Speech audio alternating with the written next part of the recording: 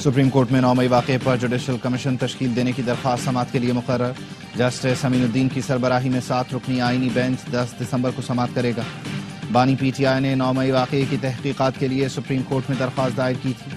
اسی پٹیشن میں بانی نے سویلینز کا ملٹری کورٹ میں ٹرائل کالعدم قرار دینے کی بھی استدعا کر رکھی ہے.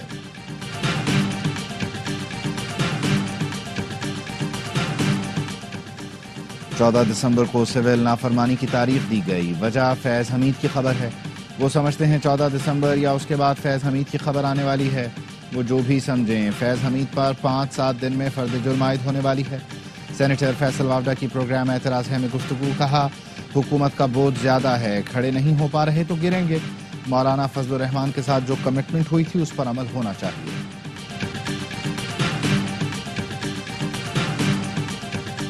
اور مدارس بل پر اعتراض. مولانا فضل الرحمان سخت ناراض. وزیر اعظم کا ٹیلی فون بھی مولانا کو ٹھنڈا نہ کر سکا. کہتے ہیں وزیر اعظم نے فون پر کہا بات چیت کر کے آپ سے معاملات ٹھیک کرنا چاہتے ہیں. میں ایک ٹیلی فون پر کیسے اپنے موقف میں لچک پیدا کروں. جے یو آئی رہنما کامران مرتضیٰ کہتے ہیں مدارس رجسٹریشن بل روکنے کا مقصد میں سمجھتا ہوں کہ ڈو مور کا مطالبہ ہوگا. ممکن ہے غلط سوچ رہا ہوں مگر صورتحال 1-2 دن میں واضح ہو جائے گی. دہشت گردی کے خاتمے تک چین سے نہیں بیٹھیں گے. حکومت اور افواج پاکستان دہشت گردی کے خاتمے کے لیے پرعزم ہیں. وزیر اعظم شہباز شریف کا میری ٹائم سیکیورٹی ورکشاپ سے خطاب. کہا کہ پی ٹی چیئرمین نے پیسے کمانے کے لیے تعمیراتی منصوبے کا بتایا. میں نے کہا آپ کا کام بندرگاہ کی ترقی ہونا چاہیے, تعمیرات نہیں.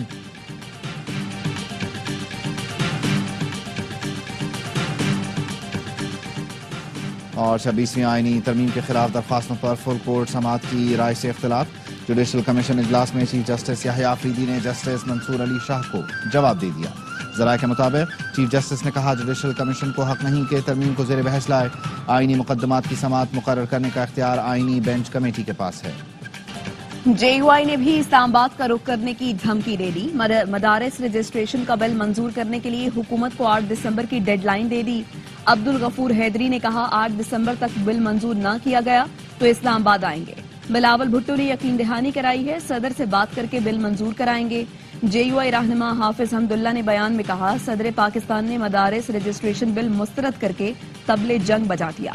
بل مسترد کرنا پارلیمنٹ, جمہوریت اور آئین کے منہ پر تماچا ہے. کیا اسی کو جمہوریت زبردست انتقام ہے کہا جاتا ہے. مدارس بل مسترد کر کے والد نے بیٹے کو بھی لال جھنڈی دکھا دی. شہباز شریف اور بلاول بھٹو بھی بل مسترد ہونے کے ذمہ دار ہیں. محسوس ہو رہا ہے کہ صدر کے ہاتھوں بنا وزیر اعظم آؤٹ اور بیٹے کو ان کیا جا رہا ہے. بانی پی ٹی آئی کو کسی پر اعتماد نہیں. علیمہ خان کی اڈیالہ جیل کے باہر گفتگو. کہا بانی پی ٹی آئی نے مطالبات تسلیم نہ ہونے پر سول نافرمانی کے آغاز کا اشارہ دیا ہے. 2 مطالبے رکھے ہیں. سپریم کورٹ کے سینئر ترین ججوں کی سربراہی میں جے آئی ٹی بنائی جائے جو 9 مئی اور 26 نومبر کی تحقیقات کرے. دوسرا مطالبہ ہے 9 مئی اور 26 نومبر کو گرفتار کیے گئے تمام افراد رہا کیے جائیں. میں بھاگنے والی نہیں, سب نے اکیلا چھوڑ دیا تھا. ڈی چوک پر 12:30 بجے تک اکیلی گاڑی میں موجود تھی. باقی گاڑیاں بعد میں آئیں. وہاں موجود لوگ گواہ ہیں. سب کو کہا تھا مجھے اکیلا نہیں چھوڑنا, پھر بھی چھوڑ دیا. بانی پی ٹی آئی کی اہلیہ بشرا بی بی کی 4 صدہ میں کارکنوں سے گفتگو. کہا ڈی چوک زبردستی خالی کرایا جا رہا تھا. میں وہاں سے نہیں ہٹی تھی کیونکہ بانی نے ہٹنے کا نہیں کہا تھا. بانی پی ٹی آئی کے لیے نکلنے والوں کو کبھی اکیلا نہیں چھوڑ سکتی تھی. بشرا بی بی نے جاں بحق کارکن کے ورثاء کو 1 کروڑ روپے کا چیک دیا. 190 ملین پاؤنڈ ریفرنس میں بشرا بی بی آج بھی پیش نہ ہوئی. ناقابل ضمانت وارنٹ برقرار. بانی پی ٹی آئی کو عدالت میں پیش کیا گیا.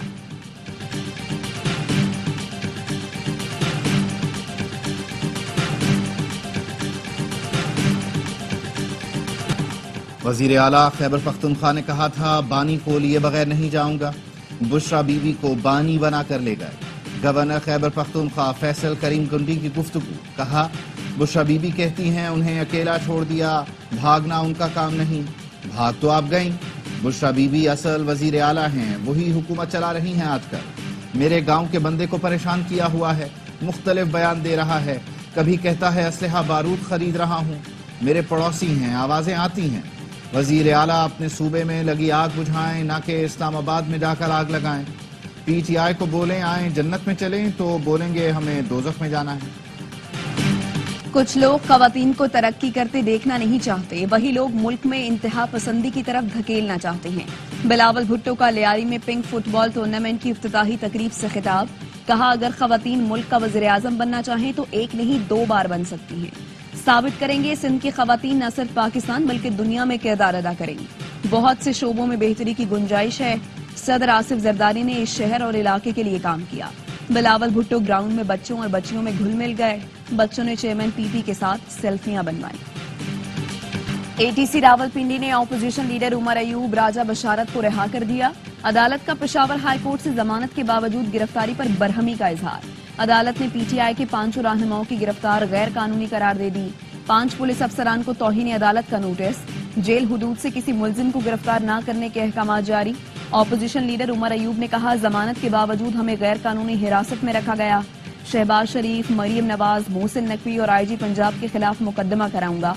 راجہ بشارت کا کہنا تھا پولیس کو بتاتے رہے ہم ضمانت پر ہیں لیکن ہماری ایک نہیں سنی گئی۔ غیر قانونی اقدام پر عدالت نے پولیس کو نوٹس کیا ہے۔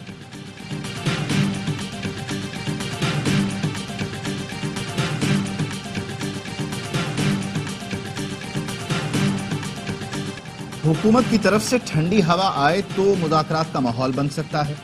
کامران مرتضیٰ نے کہا ان سے دھوکہ کیا گیا ہے، جو معاملات سلجھانے کی بات کر رہے تھے آج وہ بھی نالا ہیں۔ اے ٹی سی لاہور میں شاہ محمود قریشی کی غیر رسمی گفتگو، کہا ملٹی پارٹی کانفرنس وفاقی حکومت کے لیے الٹی پڑ گئی۔ ملٹی پارٹی کانفرنس کہہ رہی ہے وفاقی حکومت ناکام ہو گئی۔ 1.5 سال سے جیل کاٹ رہا ہوں، اگر قصوروار ہوں تو سزا سنائی جائے۔ مریم نواز نے بچوں کو اسکالرشپ دی، کیلوں والے ڈنڈے نے۔ کے پی میں جو پیسے آنسو گیس شیل خریدنے پر استعمال ہوتے ہیں وہ اسکالرشپ کے لیے استعمال کریں۔ وزیر اطلاعات پنجاب عظمہ بخاری کہتی ہیں فتنہ فساد پارٹی کا کام صرف رونا دھونا ہے۔ ان کی مقبولیت گزشتہ روز ضمنی الیکشن میں زمیں بوس ہوتی دیکھی۔ اداروں کے خلاف بیانیے کو عوام نے مسترد کر دیا۔ وزیر اطلاعات سندھ شرجیل میمن کہتے ہیں بانی پی ٹی آئی کل عدالت سے اٹھ کر چلے گئے تھے۔ ان کا مائنڈ سیٹ یہ ہے کہ جج اور دیگر لوگ ان کے کہنے پر چلیں۔ پی ٹی آئی کی ترجیح ملک میں افراتفری پھیلانا اور اداروں سے لڑائی ہے۔ احتساب عدالت نے شرجیل میمن کے خلاف ریفرنس واپس چیئرمین نیب کو بھیجنے کی درخواست منظور کر لی۔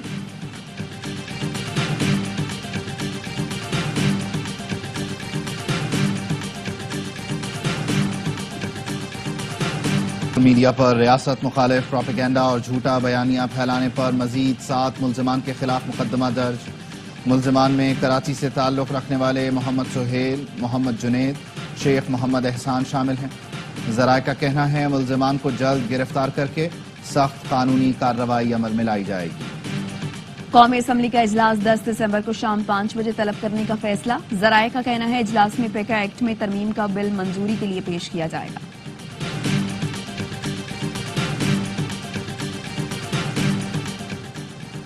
صدر اسلام آباد ہائی کورٹ بار نے جسٹس منصور علی شاہ کے خط کی حمایت کر دی۔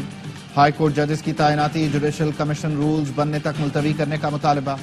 صدر ہائی کورٹ بار نے کہا 26ویں آئینی ترمیم کے خلاف درخواستیں سماعت کی منتظر ہیں۔ ان درخواستوں کو فل کورٹ کے سامنے سماعت کے لیے مقرر کیا جائے۔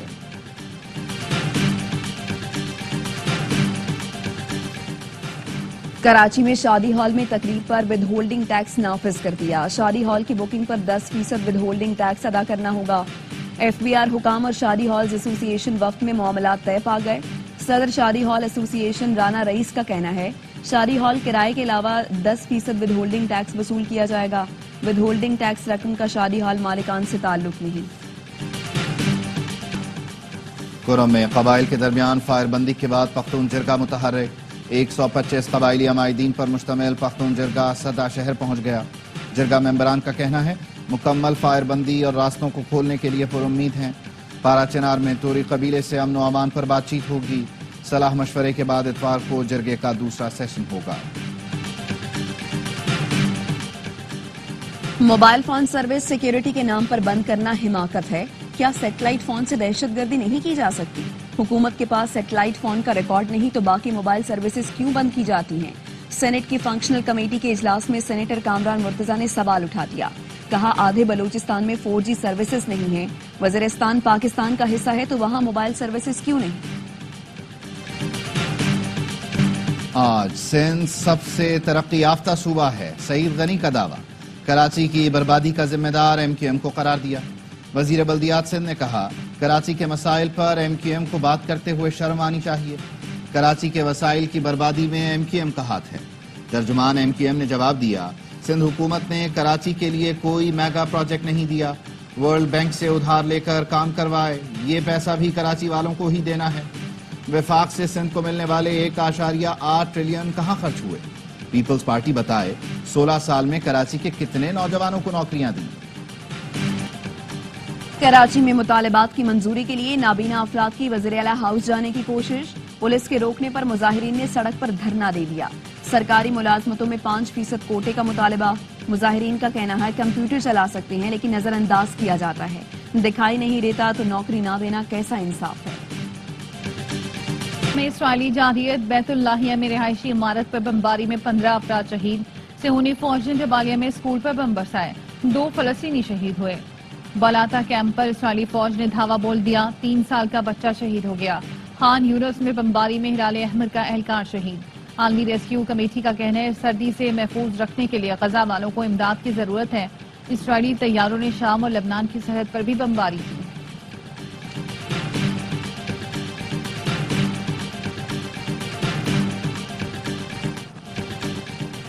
شام میں حما پر قبضے کے بعد عسکریت پسندوں نے دوسرے شہر سلمیہ کی جانب پیش قدمی شروع کر دی.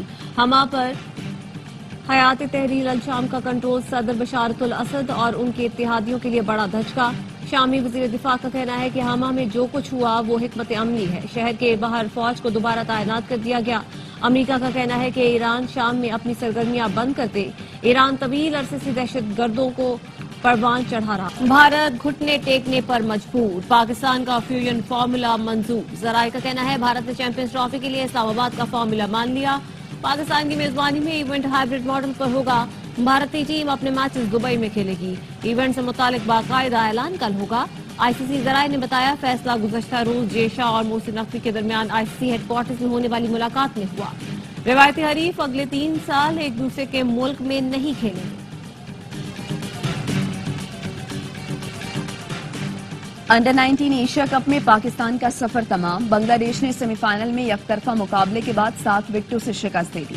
پاکستان ٹیم 116 رنز پر ڈھیر ہوئی. بنگال ٹائیگرز نے ہدف 3 وکٹوں کے نقصان پر پورا کر لیا. دوسرے سیمی فائنل میں بھارت نے شری لنکا کو شکست دی. ایونٹ کا فائنل اتوار کو بھارت اور بنگلہ دیش کے درمیان کھیلا جائے گا.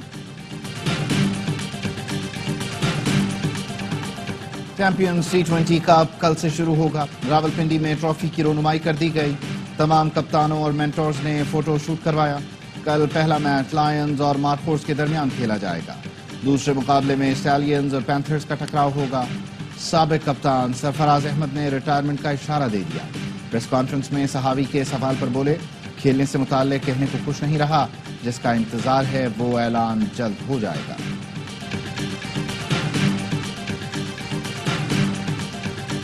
10 دسمبر سے کراچی میں اسپورٹس فیسٹیول کا آغاز ہوگا. 600 کے قریب طلباء طالبات حصہ لیں گی. کمشنر کراچی سید حسن نقوی کہتے ہیں فیسٹیول جنوری تک جاری رہے گا. ثقافتی کھیلوں سمیت اسپیشل گیمز بھی پروگرام میں شامل ہیں. اور کراچی میں عالمی اردو کانفرنس آب و تاب سے جاری. جشن کراچی 2024 کا دوسرا روز اردو نظم میں کراچی کا حصہ پیش کی گئی. پاکستانی میڈیا کے بارے میں سیشن میں سینئر صحافیوں کا اظہار خیال. فنکاروں کے ساتھ خصوصی سیشنز. میں ہوں کراچی. ہمایوں سعید اور عاصم مظہر کا اظہار خیال. وسیم بادامی اور ماہرہ خان کی دلچسپ گفتگو میں شائقین کی بھرپور دلچسپی. پختون ثقافت و ادب اور سرائیکی ثقافت و ادب کے سیشنز کا بھی انعقاد. دوسرے دن کا اختتام عالمی مشاعرے پر ہوگا. دنیا بھر سے معروف شعراء کلام پیش کریں گے.